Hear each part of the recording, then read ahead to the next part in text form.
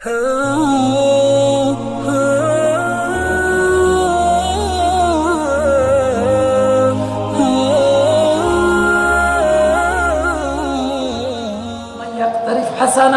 اور جو بھی کوئی نیکی کمائے گا نزد لہو فیہا حسنا، ہم اس میں اضافہ کریں گے خوبصورتی کا۔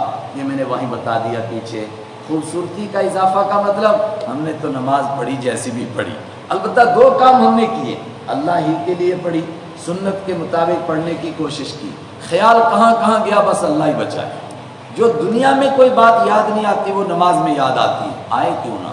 حضور نے بتایا تم اذان دیتے ہو شیطان بھاگ جاتا ہے، جیسی اذان ختم ہوتی ہے ایک دم واپس آتا ہے، سیکنڈوں میں واپس آتا ہے، پھر تکبیر ہونے لگتی ہے شیطان بھاگ جاتا ہے، اتنا دور بھاگتا ہے جہاں تک آواز نہ جائے، جیسی تکبیر ختم ہوتی ہے واپس آتا ہے۔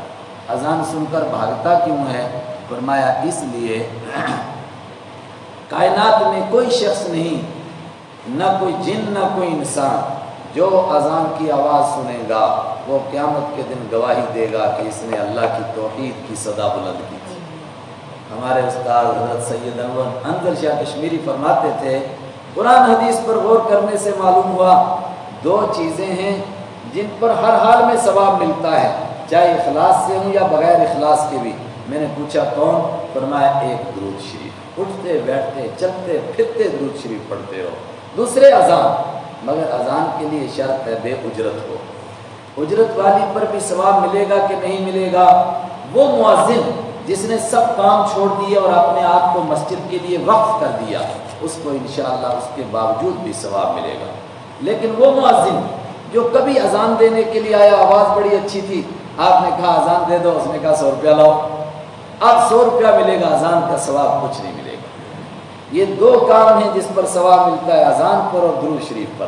تو چونکہ ہر ایک کو گواہی دینی پڑے گی قیامت کے دن، شیطان ڈرتا ہے کہ کہیں مجھ کو گواہی نہ دینی پڑے، اس لیے وہ اذان کی آواز سنتا ہے تو بھاگتا ہے۔ اب آگے سنو حدیث پر، بخاری کی حدیث ہے۔ میں حدیث کا حوالہ کیوں دیتا ہوں؟ اصل میں ایک عجیب چلن ہو گیا ہے، لوگ کہتے ہیں حدیث میں ہے، وہ یار ہوا میں ٹھوک رہا ہے، بتانا ہے کہاں ہے حدیث؟ میں نے جو یہاں سنائی انشاءاللہ آپ جب چاہو میرا گریبان پکڑ کے پوچھو کہاں ہے، ساتھ میں کتاب رکھی ہوئی ہے، بخاری میں، بخاری کی یہ حدیث ہے۔ آپ نے فرمایا اب تکبیر ہو گئی، امام صاحب نے کہا اللہ اکبر، اب مقتدی کو آ کر شیطان کہتا ہے قرات تو امام کر رہا ہے، تجھے کیا چٹی پڑی ہے، تو دکان کا سودے کا حساب کیوں نہیں کرتا ہے؟ اذکر قضا و قضا، اس کو کہتا ہے یہ یاد کر، یہ یاد کر، یہ یاد کر، ایسی ایسی باتیں یاد آتی ہیں جو کہیں نہیں یاد آتی ہیں۔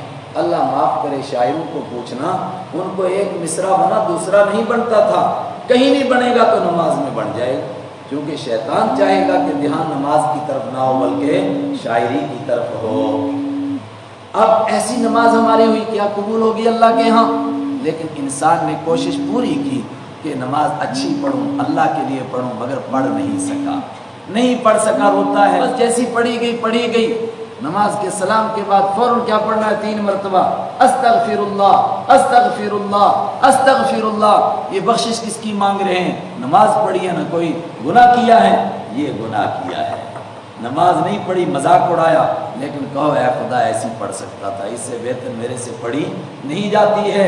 اب فرشتوں کے ہاں یہ نماز پیش ہوگی، وہ کہیں گے جی یہ ہیں تیرے بندے، یہ نماز پڑھتے ہیں، نزد لہو فیہا حسنا، ہم اس میں حسن کا اضافہ کریں گے، یہ تو لولی لنگڑی نماز پڑھی، ہم خوبصورتی اس میں خود پیدا کریں گے۔ اب جو فرشتے بھی دیکھیں گے وہ کہیں گے کیا زبردست نماز ہے، ایسا کیوں ہے؟ ان اللہ غفور شکور، بے شک اللہ تعالیٰ بہت بخشنے والا ہے، شکور، اور بڑا شکریہ ادا کرتا ہے۔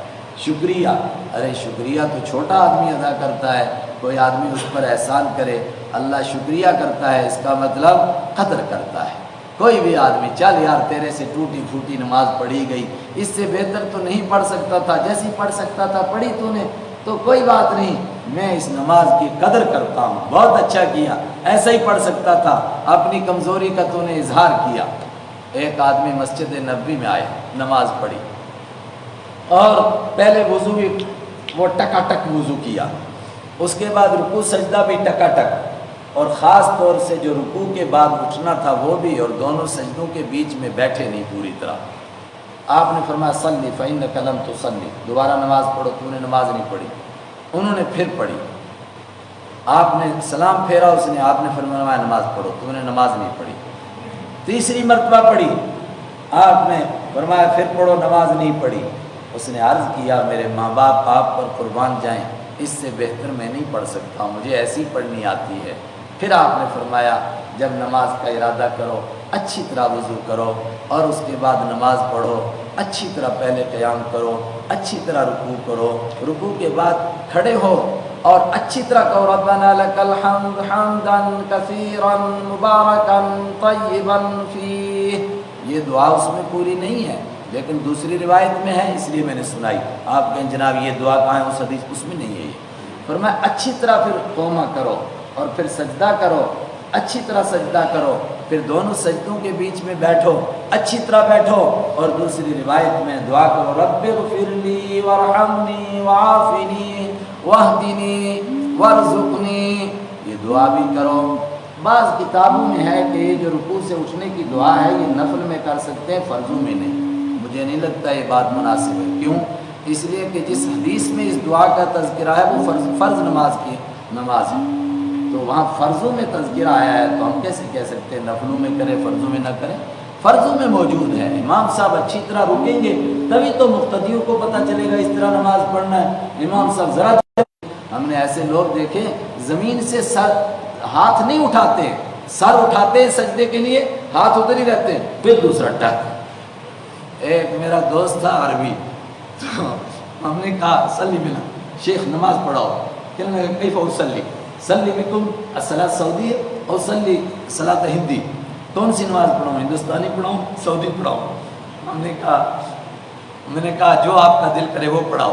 خیر پڑھائی اس نے نماز۔ نماز کے بعد ہم نے پوچھا سعودی نماز کیسی ہوتی ہے، ہندی کیسی ہوتی ہے؟ کہتا ہے سعودی نماز اللہ اکبر، اب سعودی لمبی قرات کرے گا، لمبا رکوع، لمبا سجدہ، اس کو السلام علیکم ورحمۃ اللہ، السلام علیکم ورحمۃ اللہ، انت السلام منک السلام تبارک ربنا یا ذا الجلال، السلام علیکم، ہو گیا مسجد سے باہر، بس آگے کچھ نہیں۔ جو کچھ اس نے جا کے وہ نفل پڑھنے ہیں یا سنتیں پڑھنی سب گھر میں، اب گھر میں پڑھتا ہے نہیں پڑھتا ہے خدا جانتا ہے، مگر ہے اصل میں سنت پڑھنے کا گھر کا ہی مقام۔ حضور نے جب بھی سنت پڑھی گھر میں ہی پڑھی، مگر سلام کے بعد کچھ اورات بھی ہیں حدیث میں موجود ہیں، سعودی نہیں، اب پڑھا اس کا کہنے کا مطلب تھا کہ یہ ان کی بھی غلطی ہے۔ تو میں نے کہا ہندی نماز، کہتے ہیں ہندی نماز اللہ اکبر اللہ اکبر، تو میں نے کہا پھر السلام علیکم ورحمۃ اللہ، سلام پھیرا، اب وہ لمبی تسبیح ہاتھ میں لے گا، کہتے ہیں صلاۃ ہکذا وبعد صلاۃ ہکذا، نماز ان کی اتنی سی، نماز کی پونچھ اتنی بڑی۔ آپ تراویح دیکھ لو، تراویح میں قرآن سننے کے لیے تیار نہیں ہوتے، بہت ساری مسجدوں میں قرآن نہیں سنیں گے، مگر 4 رکعت کے بعد اتنا لمبی دیر بیٹھیں گے کہ وہ 4 رکعتوں سے بڑا، مگر قرآن سننے کے لیے تیار نہیں۔ تو یہ پھر وہ نماز ہوگی وہ جو دریاؤں کے کنارے ایک چھوٹا سا پرندہ ہوتا ہے نا، جسم اتنا سا پونچھ اتنی سی۔ غفور شکور، اللہ بہت بخشنے والا ہے، بہت زیادہ قدر کرنے والا ہے۔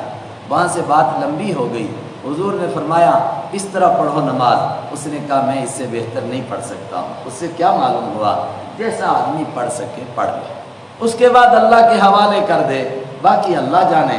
نزد لہ فیہا حسنا، اللہ اس نماز میں حسن پیدا کرے گا۔ اب خوبصورت ہوگی نماز، لیکن جب قیامت کے دن پہنچا تو اسی کا تو ثواب ملے گا نہیں، وہ گزر چکا۔ نزد لہ فی حرثہ، وہاں تو اس کی کھیتی میں اضافہ کریں گے۔ کتنا اضافہ کریں گے؟ اللہ کے حبیب نے فرمایا کوئی آدمی کھجور کی 1 گٹھلی خرچ کر کے جائے گا، لیکن قیامت کے دن کتنا ثواب ملے گا؟ اور پہاڑ کے برابر ملے گا۔ وہ حیران ہوگا کہ اتنا تو میں نے کوئی کام ہی نہیں کیا۔ فرمایا تو نے نیک عمل کیا تھا، ہم اس کو بڑھاتے رہے بڑھاتے رہے بڑھاتے رہے، یہاں تک کہ اور پہاڑ کے برابر ہو گیا۔